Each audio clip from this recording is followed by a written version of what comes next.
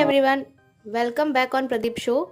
I am Priyanka Maurya and today we will discuss about mental status examination. आज इस video में हम बात करेंगे मेंटल स्टेटस एग्जामिनेशन की, जो कि क्लिनिकल और साइकेट्रिक फील्ड की बहुत ही इम्पॉर्टेंट टॉपिक है, क्योंकि किसी भी मेंटल डिजीज़ या डिसऑर्डर को डायग्नोस करने से पहले उसकी मानसिक स्थिति को जानना बहुत ही आवश्यक है और आज इसी को मेंटल स्टेटस एग्जामिनेशन कहते हैं। तो आइए जानते हैं क्या होता है mental status examination. Mental status examination एक मानकीकृत प्रारूप है जो चिकित्सक इंटरव्यू के समय उपस्थित मनोरोगी लक्षण और लक्षणों को रिकॉर्ड करते हैं। याद रहे, ड्यूरिंग इंटरव्यू जो चीज़ें हो उसी को नोट करते हैं। एमएससी में उन सभी क्षेत्रों का वर्णन आना चाहिए जो क्लिनिकल इम्प्रेशन पर इफेक्ट डाल सकता है। For example, mood and effect पूछने से डिप्रेशन का और कॉग्निशन फंक्शन से डिलेरियम और डिमेंशिया का पता लग सकता है। मेंटल स्टेटस एग्जामिनेशन में कुल 8 फील्ड होते हैं: general appearance and behaviour, speech, mood and affect, thought, perception, cognition, insight and judgement. और ये 8 फील्ड मैंने जनरल फॉर्मेट को प्रेजेंट करने के लिए और समझाने के लिए बस बनाया है, क्योंकि हर हॉस्पिटल, हर क्लिनिकल फील्ड में अलग अलग फॉर्मेट होता है।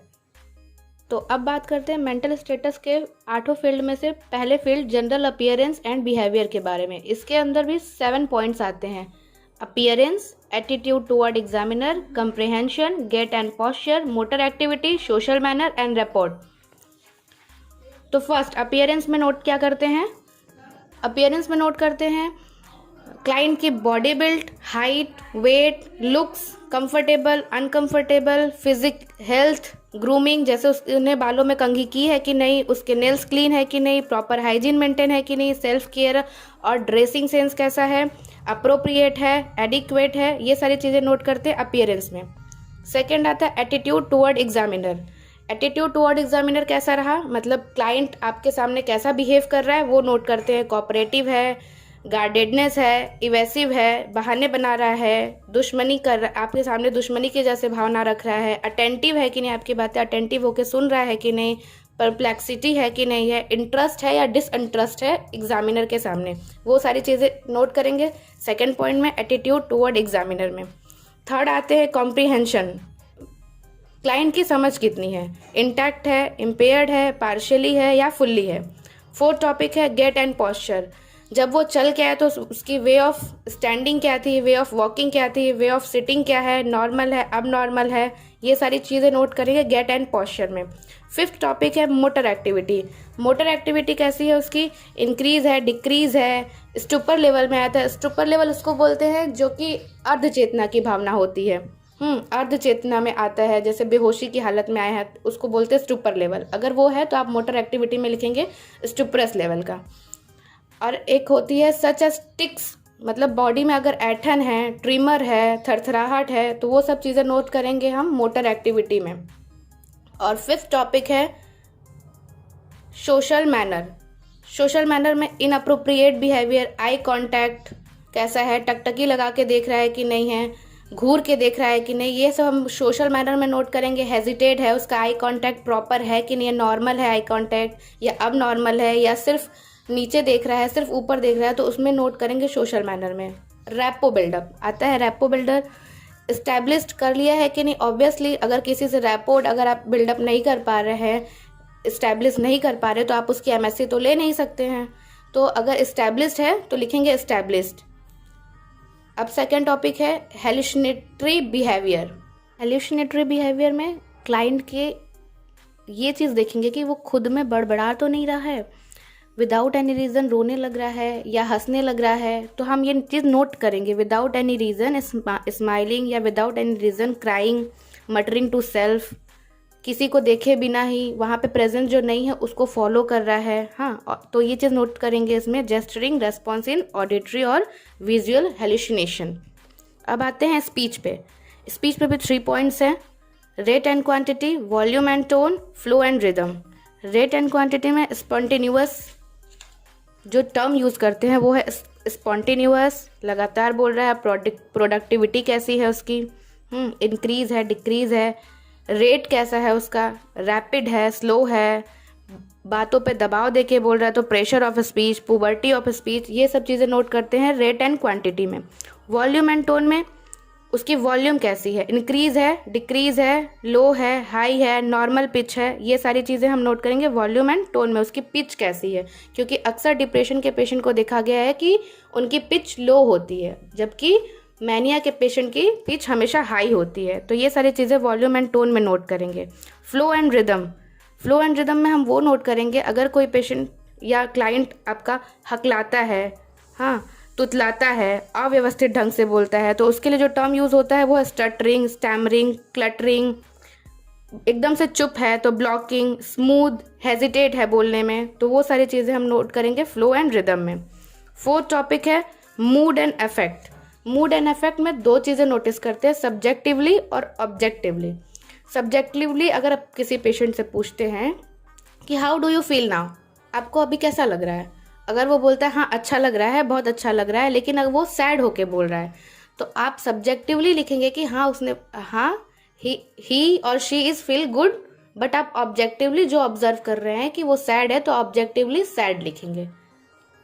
अफेक्ट में पूछेंगे कि आप पिछले एक हफ्ते से कैसा आपको लग रहा है, इरिटेबल है, एंग्री है, बिना वजह गुस्सा आने लग रहा है, तो ये सब चीज़ें अफेक्ट में नोट करेंगे।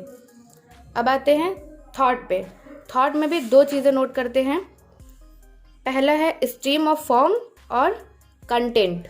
Stream and form of thought में अगर किसी व्यक्ति को कोई एसोसिएशन छोड़ देने पे या निकाल दिए जाने पे किसी को मारने की भावना आ रही है, उससे बदला लेने की भावना आ रही है, तेज़ी से बोलने की भावना आ रही है, इलॉजिकल चीज़ें आ रही हैं, तो ये चीज़ें नोट होंगी stream and form of thought में। And next topic is content of thought. Content of thought में हेल्पलेस फील कर रहा है, सुसाइडल थॉट्स आ रहे हैं उसको, किसी से गिल्ट फील हो रही है, जेलसी फील हो रही है। आते हैं मेंटल स्टेटस के फिफ्थ टॉपिक परसेप्शन में। परसेप्शन के अंदर में हेलुसिनेशन, चाहे वो जिस तरह का भी हेलुसिनेशन हो क्लाइंट को, ऑडिटरी हो, विजुअल हो, टैक्टाइल हो, ये सब चीज़ें नोट होती हैं। इल्यूजन नोट होती है, डीपर्सनलाइजेशन नोट होती है। ये सारे टॉपिक परसेप्शन के अंदर में नोट करेंगे, जो भी आपके अपने देखने पे पता चलता है। और सिक्स टॉपिक है कॉग्निशन। कॉग्निशन के अंदर भी 7 पॉइंट है, consciousness, orientation, attention, concentration, memory, intelligence, abstract thinking. Consciousness इस तरीके से देखेंगे जैसे किसी भी क्लाइंट को अगर आपके पास वो बैठा है तो आप उसको धीरे से आवाज़ देने पे अगर वो सुन लेता है तो लिखेंगे कि नॉर्मल कॉलिंग पेशेंट्स नेम, या फिर अगर लाउड बोलने पे पता चलता है तो वो भी नोट करेंगे। उसको टच से पता चल रहा है, धीरे टच से पता चल रहा है, ज़ोर से टच करने पे पता चल रहा है, तो ये सब चीज़ें कॉन्शियसनेस में लिखेंगे कि फुल्ली कॉन्शियस होकर आपकी बातें सुन रहा है कि नहीं, उसकी कॉन्शियसनेस कैसी है। ये सब चीज़ें कॉन्शियसनेस वाले पॉइंट के अंदर में नोट करेंगे। And next is orientation. Orientation को हम इस तरीके से देख सकते हैं, टाइम, प्लेस एंड पर्सन के टुवर्ड। मतलब आप इस तरह टेस्ट कर सकते हैं, उससे डेट पूछ सकते हैं, मंथ पूछ सकते हैं, year, season, spend in hospital, कितने दिन से वो हॉस्पिटल में है या कितने देर से हॉस्पिटल में आया है, टाइम के टुवर्ड उसका ओरिएंटेशन कैसा है, प्लेस जो है वो कौन सी जगह पे है, कौन सी बिल्डिंग में है, कौन सी सिटी है, कौन सी कंट्री है, इस तरह देख सकते हैं। पर्सन, उसका अपना ओन आइडेंटिफिकेशन पूछ सकते हैं, जिसके साथ आया है वो उसका क्या लगता है, ये ओरिएंटेड है या डिसओरिएंटेड है, ये सब चीज़ें नोट करेंगे ओरिएंटेशन पॉइंट के अंदर। And next one is attention. Attention को चेक करने के लिए आप कोई भी 3 डिजिट दे दीजिए, उसके बाद उससे बोलिए इसे फॉरवर्ड और बैकवर्ड करके बोलिए। अगर 3 डिजिट बोल लेता है तो आप 5 डिजिट का कोई वो वर्ड दीजिए, उसको बोलिए इसे फॉरवर्ड और बैकवर्ड बोल दे, तो उसे आप लिख लीजिए कि हाँ अटेंशन इसका अच्छा है, attention is arouse and sustained. Next point concentration पे। कंसंट्रेशन चेक करने के लिए can the patient concentrate, is he easily distractible, means उसको डिस्ट्रैक्ट करना इजी हो जाता है। आप उसको चेक करने के लिए आप 100 में से 7 माइनस करने के लिए बोल दीजिए, 5 में से 3 माइनस करने के लिए बोल दीजिए। आप इसको जोड़ो या घटाओ, जिस भी लैंग्वेज में आपका क्लाइंट ये बात समझता है, आप इस तरह कंसंट्रेट कर उसका देख सकते हैं कि वो कंसंट्रेशन है उसका कि कंसंट्रेशन अच्छा नहीं है। ये सारी चीज़ें कंसंट्रेशन वाली पॉइंट के अंदर में नोट करेंगे। Next point memory. मेमोरी के भी अंदर में 3 पॉइंट्स आते हैं, immediate memory, recent memory and remote memory. Immediate memory को चेक करने के लिए जो आपने डिजिट स्पैन पहले करा चुका है वो आप इसमें नोट कर सकते हैं कि इसकी इमीडिएट मेमोरी कैसी है। और रिसेंट मेमोरी को चेक करने के लिए आप पूछ सकते हैं कि मॉर्निंग में आप ब्रेकफास्ट में क्या खाएं, आप यहाँ कौन सी व्हीकल से आएँ, कैसे आएँ, आपके साथ जो आया है वो कौन है, या फिर कोई वर्ड दे दीजिए, उसके 15 मिनट्स बाद अगर पूछिए और वो सही बता देता तो उसकी recent memory was intact. And remote memory के लिए उसके डेट ऑफ बर्थ को पूछ सकते हैं, डेट ऑफ, अगर मैरिड है तो मैरिज को पूछ सकते हैं, उसके बच्चों के डेट ऑफ बर्थ पूछ सकते हैं, उसकी स्कूलिंग का लास्ट ईयर क्या था ये पूछ सकते हैं। तो आप बाद में मेंशन कर सकते हैं immediate, recent, remote memory was intact.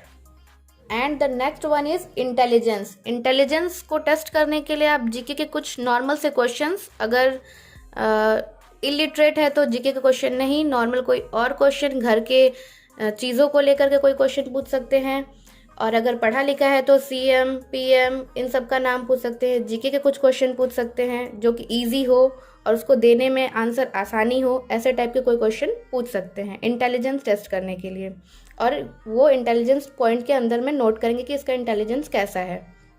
Simple calculation या सिंपल माइनस और प्लस भी दे सकते हैं इंटेलिजेंस पूछने के लिए। And next one is abstract thinking. And abstract thinking is assessed by asking difference and similarities between familiar object। Means अगर आप किसी दो चीज़ में, कुर्सी, पंखा, इसमें अंतर बताइए या फिर इसमें सिमिलैरिटी बताइए, हाँ ये पूछ सकते हैं। कोई प्रोवर्ब पूछ सकते हैं, कोई मुहावरा पूछ सकते हैं, उसमें लिखेंगे एब्स्ट्रैक्ट थिंकिंग कैसी है इसकी। मुहावरा शुड बी इजी, जैसे बंदर क्या जाने अदरक का स्वाद, इसका मतलब क्या होता है आप बताइए। अगर कंक्रीट आंसर देता है तो लिखेंगे, अदरवाइज कुछ और बोलता है तो वो भी नोट करेंगे कि रिलायबल आंसर नहीं है। 7 टॉपिक है insight. Insight is the degree of awareness and understanding the patient has regarding his illness. Means patient अपने बीमारी के बारे में कितना जानता है, कितनी समझ रखता है, कितना अवेयर है, वो इंसाइट के अंडर में आता है। There is a 6 type of insight.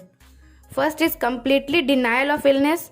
Means कोई बीमार जो अपनी बीमारी को एकदम डिनाई करता हो कि मुझे कुछ नहीं हुआ है, हाँ वो आता है फर्स्ट ग्रेड 1 में, completely denial. Second is slight awareness of being sick and needing help but deny at the same time.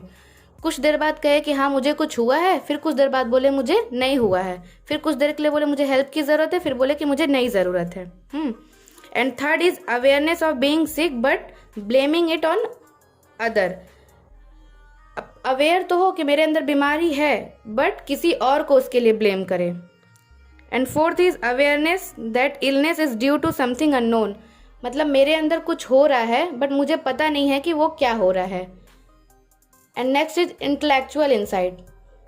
एकदम अपने बारे में अच्छे से जाने कि मैं बीमार हूँ और मुझे ट्रीटमेंट की ज़रूरत है।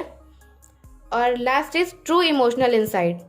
मीन्स वो जाने कि मेरी बीमारी की वजह से किसी अपनों को तकलीफ हो रही है, इसलिए मुझे ट्रीटमेंट की ज़रूरत है। इसको ग्रेड वाइज इंसाइट लिखते हैं, ग्रेड 1, ग्रेड 2, ग्रेड 3 करके ग्रेड 6 तक। And the last one is judgement. Judgement is the ability to assess a situation correctly and act appropriately with in the situation. Both social and test judgement are assessed. इसमें test judgement और social judgement दोनों को assess करते हैं। Social judgement में हम ये देखते हैं कि ड्यूरिंग इंटरव्यू उसका बिहेवियर कैसा रहा, पूरे इंटरव्यू में उसने कैसा बिहेव किया, वो हम लिखेंगे सोशल जजमेंट में। और टेस्ट जजमेंट में हम असेस करने के लिए हम ये देख सकते हैं, कुछ क्वेश्चन उससे पूछ सकते हैं, जैसे अगर आपके पड़ोस में आग लग जाए तो आप क्या करेंगे। अगर उसने बोला कि हाँ एम्बुलेंस को बुलाएंगे, तो अब आग लगने के लिए तो एम्बुलेंस को बुलाया नहीं जा सकता है, फायर ब्रिगेड को बुलाया सकता है, तो ये उसका आंसर गलत हो सकता है।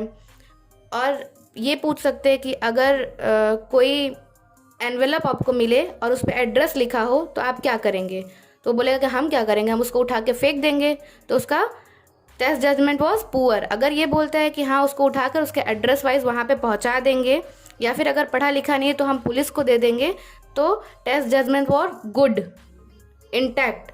और अगर पुअर है तो लिखेंगे test judgement was abnormal, impaired और पुअर। सो आपको ये वीडियो कैसा लगा ये आप हमें कमेंट में लिख कर बताएं, लाइक करें, नेक्स्ट वीडियो के लिए सब्सक्राइब करें। Thank you.